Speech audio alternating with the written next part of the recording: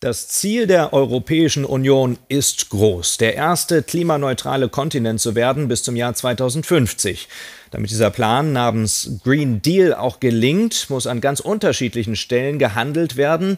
Ein Feld, auf dem etwas für die Artenvielfalt und den Klimaschutz getan werden soll, ist die Landwirtschaft. Eine EU-Verordnung sieht vor, dass Bauern einen Teil ihrer Ackerflächen wieder der Natur überlassen, statt ihn zu bewirtschaften. Doch das kommt bei vielen Landwirten nicht gut an, wie Julia Haderecker berichtet. Diesen Teil seines Ackers darf Landwirt Simon Sedlmayr aus dem Landkreis Dachau nächstes Jahr bebauen. Diese Fläche hier rechts im Bild muss ab nächstem Jahr brach liegen. Von seinen insgesamt 70 Hektar Ackerland muss er 4% stilllegen. Bei ihm sind das knapp 3 Hektar.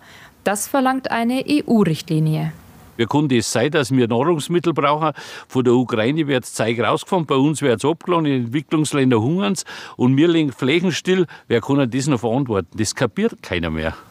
Für dieses Jahr wurde die EU-Maßnahme wegen des Krieges gegen die Ukraine ausgesetzt, weil nicht klar war, ob es zu Getreideengpässen kommen könnte. Für das kommende Jahr aber sollen Landwirte dann die Produktion einschränken, sonst bekommen sie keine EU-Zahlungen. Im Schnitt 47.000 € pro Haupterwerbsbetrieb in Deutschland. Im Gegenzug müssen Landwirte wie Sedlmayr auf die Einnahmen aus ihren stillgelegten Flächen verzichten. 1.000 bis 1.500 € pro Hektar. Die neue Richtlinie trifft die Landwirte in einer Zeit, in der sie ohnehin Ernteausfälle zu beklagen haben. Manche Ecken von Bayern hat es stark getroffen. Mais zerhagelt, Weizen unter Wasser. Wir müssen jetzt in einem Jahr, wo wir gerade Ernten verloren haben in Bayern, weil es geregnet hat, weil wir Getreide nicht backen können, wir können jetzt nicht darauf hoffen, das von woanders zu bekommen. Und wenn das nächstes Jahr auch wieder so ist, wir müssen uns hier selber versorgen, wir müssen unsere Flächen nutzen. Deutschlandweit ist 2023 kein so schlechtes Erntejahr. Die Bundesregierung rechnete zuletzt mit einem Minus von nur 4%.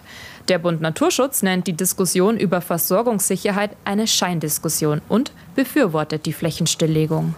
Es kann auch nicht angehen, dass wir behaupten, wir müssen jeden Quadratzentimeter nutzen, um die Ernährung sicherzustellen. Nein, wir müssen schauen, dass wir ökologisch produzieren in einem Gesamtsystem. Und dazu gehört auch die Natur, dazu gehören auch feuchte Flächen. Ein Argument, das bei Simon Sedlmayr auf Unverständnis stößt. Er würde lieber mehr produzieren.